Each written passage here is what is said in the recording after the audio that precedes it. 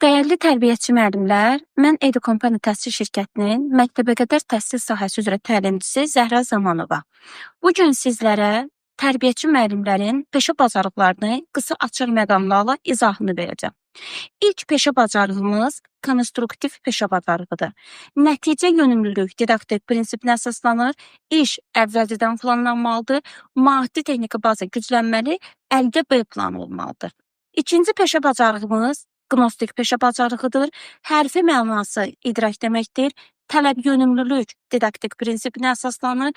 Müəllim psixologiyanı bilməli, dövrün tələbinə uyğun olaraq bacarıqlara cavab verməlidir.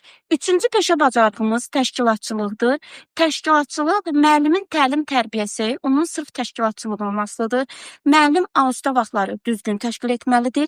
Hər bir tapşırığı, hər bir təşkilatı düzgün şəkildə təşkil etməyi bacarmalıdır. Dördüncü peşə bacarığımız isə kommunikativ peşə bacarığıdır. Hərfi mənası ünsiyyət deməkdir. Burada müəllim hər bir uşağın qəlbinə yol tapmağı bacarmalıdır. Valideynlərlə düzgün əməkdaşlıq etməlidir. Yəni, valideyn, müəllim, uşaq münasibəti düzgün şəkildə təşkil olunmalıdır.